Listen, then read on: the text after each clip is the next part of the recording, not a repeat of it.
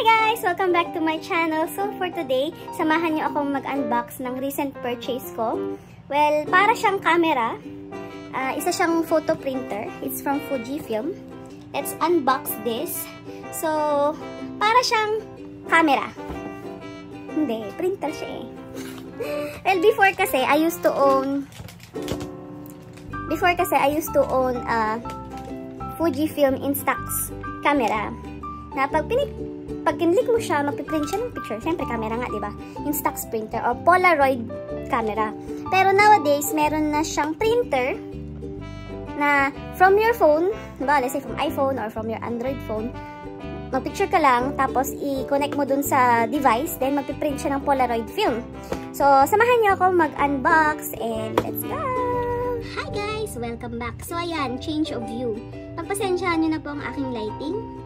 Dahil struggle is real and struggle mag-film ng top view, ano? So, itry ko yung best ko na mag-film ng top view. So, ayan. Nakikita nyo ang anino ko dyan. Hello, party people! Ding, ding, ding! So, ayan. So, ito po yung aking bagong Fujifilm Instax Link Wide Printer. So, nung unang panahon ni Kopong-Kopong. So, nung unang panahon, ito po ang aking camera. Ito yung tinatawag nilang Polaroid camera. Ito ay Fujifilm Instax Mini 8. So, ito siguro ay, if I'm not wrong, 8 or 10 years ko na siyang gamit-gamit. But, ito yung tipo na pag binuksan mo, tapos syempre mag-shoot ka. Shoot ka ng camera, may maglalabas na Polaroid film. Pero, kasi sa ganitong camera, ang mahirap dito, kung ano yung shoot mo, isa lang ang lalabas. So, let's say, kung magbabarkada kayo, mag-selfie kayo, let's say, 3 kayo sa camera, diba? Or sa shot. Isa lang yung lalabas. And, syempre, paano mo naman ibibigay yung copy yung friends mo? So, throughout the years, ang ginagawa namin, yung post namin o yung angle namin nung araw na yun, 3 shot namin siyang ulitin para magkaroon lang kaming 3 copy. But because of new technology, meron ng Instax printer. So, itong Instax Mini 8, available pa rin naman siya up to this day. If I'm not wrong, meron ng Instax Mini 11. Hindi ko lang sure, pero parang meron ng latest. Pero meron ng iba-ibang features. So, throughout the years, parang nakakapagod rin mag-own ng ganito kasi uulitin mo yung angle mo, yung pose, yung magkakaibigan, o let's say, iba-ibang pose. Then, kung ilan kayo, yun rin yung i-shot mo. So, throughout the years, actually, merong 2014, 2015, may lumabas na Instax printer. Available siya in mini version. Pero hindi ko siya nakuha kasi ang kinuha ko yung Instax Square. So, ito siya. Pakita ko siya sa inyo, guys. Ito siya. Instax Share Square. So, ito, if I'm not wrong, binili ko siya ng 2019. Available na siya. Pero, sinabi sa akin nung salesperson na mafe-face out na daw itong Square version or itong Instax Square kasi parang 5 or 6 years na to. And, magpiprint ka dito using Wi-Fi. So, ito yung luma kong Instax Fuji. Pero ito yung Square version. Papakita ko sa inyo yung mga different types of Instax Polaroid. At mag-unbox na tayo. Well, nagamit ko na siya. Kasi excited po ang lola nyo. Excited lang mag-print. So, binili ko siya last 2 weeks ago. Isa siyang set. So, 3 film and yung camera itself. I bought it for 249 Singapore dollar or SGD. So, ito siya yung set. Usually, yung camera comes with 1 film and yung device around 220. Pero for 249, mabibili mo siya ng 3 films and yung device. So, let's go! So, inside the box, merong 2 libreng film, which is 20 pieces. Ito yung monochrome or yung black and white. Pero, meron pang isang free na plain na ganito, which is nagamit ko na. 10 pieces din siya. Nag-print na po ako ng pictures. And, may kasama siyang photo album. Merong kasamang parang photo album. Ano lang siya, manipis lang siya. 32 pockets. Binigyan nila ako ng 2 piraso. Hindi ko alam kung nasan yung isa. Anyway, ganito po siya. Pag binuksan mo, and photo album. Normal na photo album.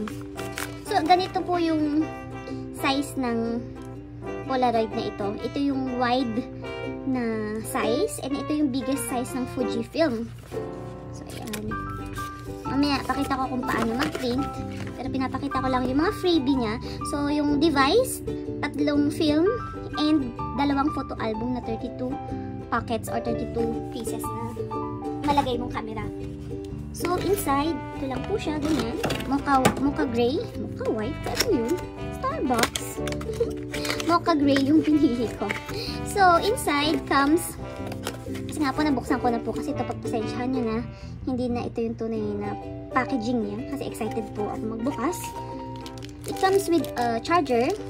Normal lang siya na, ang tawag nito? Ang ganito? Yung USB. And ito yung head niya. Hindi ko alam ang tawag dito eh. It comes with a stand. Kasi ang disadvantage dito sa film printer na ito, pakita ko sa inyo later. Hindi siya makatayo mag-isa. Ayan. So, ito na po siya. Ayan. Ito. Ang ganda niya. Para siyang ash. Mocha gray nga eh. Ano ba? Ayan. Maganda siya. Dito siya. Fujifilm. And it comes with a string. And inside, ayan na. Instruction manual. At meron po siyang warranty na 2 years warranty. At syempre, ang lola nyo ay hindi nagbabasa ng instructions. Ito mga papel-papel na ito ay nipis niya. Tignan nyo naman guys. Para siyang siguro na 3 inches lang. 3 cm. Hindi siya makatayo. Ayan. Ito mo. So, konting tabig lang na matutumba siya. Hindi katulad nitong isa kong printer na yung square ko, ito, medyo chunky siya, no? Medyo mataba-taba siya. And pwede siyang makatayo. Like, ito. Diba? Legit na nakakatayo siya. So, magpe-print ka, nakatayo lang siya. Hindi katulad nito, so sobrang nipis and malaki siya. Pwede naman siyang tumayo. Kaya lang, unting tabig, no? Mas mabilis siyang maano. So, it comes with stand. So, ganyan siya. Ayan. So, ganyan siya. So, parang kahit ano-ano, hindi siya matatabig. So, yun.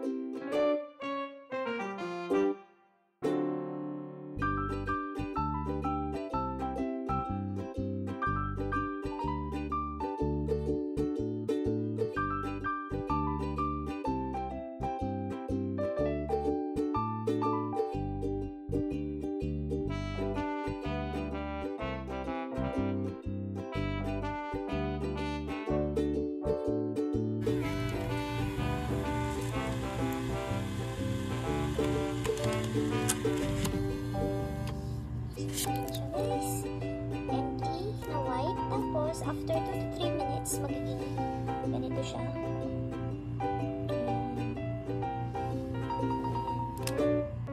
So, ayan guys, tuturuan ko naman kayo kung paano maglagay ng bagong film or magtanggal ng lumang film o kung magre-replace kayo ng cassette. So, ito po yung front ng camera. Ito yung on-off button. Ito yung labasan ng Instax film. And sa likod, makikita nyo na may parang, hindi naman button eh, parang hinge na itutulak mo siya. Tulak mo siyang ganun, then lalabas. And empty siya. So, ganito po. Ito yung bala ng Fujifilm Instax wide. So, ito ay, magkano ba to? Parang 24 SGD. So, punitin lang natin. Yan, ganyan. So, pag binuksan niyo po siya, makikita nyo na parang cassette na merong laman. Huwag nyo siyang pipisilin o huwag nyo siyang itutulak.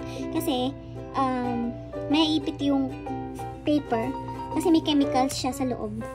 So, pag pinipisil-pisil nyo, parang masisira yung chemicals niya sa loob. And, yan, kunin natin sa camera. Makita nyo may yellow color doon. Susundan lang natin. Pasok natin ganyan.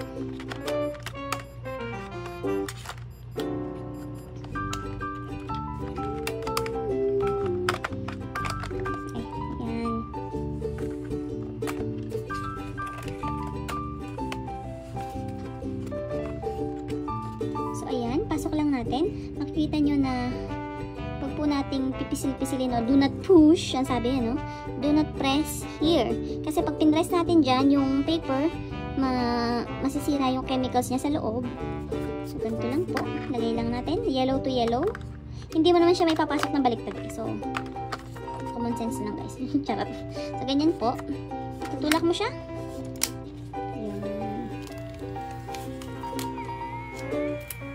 Lalabas yung pinaka-cover niya. So, yun. So, once na lumabas na tong plastic cover, pwede ka na mag-print. So, ito naman guys, once na ilagay nyo na yung film nyo, o yung paper nyo, bawal nyo nang buksan to, kasi pag binuksan nyo po ito, may expose yung film na nandito sa loob, sa light, which is makakasira dun sa chemical ng paper. Kasi dati, nung una, pagbukas ko, hala ka, yung paper, pag nag-print ka, kulay, ano siya, puti, lahat siya. So, I suggest, once na nag-load na kayo ng film o ng cassette, huwag nyo nang bubuksan to. Kasi hindi naman siya papasok ng baliktad. So, ubusin nyo yung 10 shots or 10 paper printed. So, yun lang po. Yan. So, ito yung kinalabasan ng ating mga printout. Yan. See? Ang ganda. I suggest guys, pagka medyo bright or maliwanag yung picture nyo, medyo i-reduce nyo yung brightness kasi pag pinrint nyo, medyo lighter kasi siya pag lumalabas sa camera. So, pag nakikita ko katulad nito, nire-reduce ko yung brightness para hindi siya puting-puting lalabas dito sa paper. Ayan, ganyan.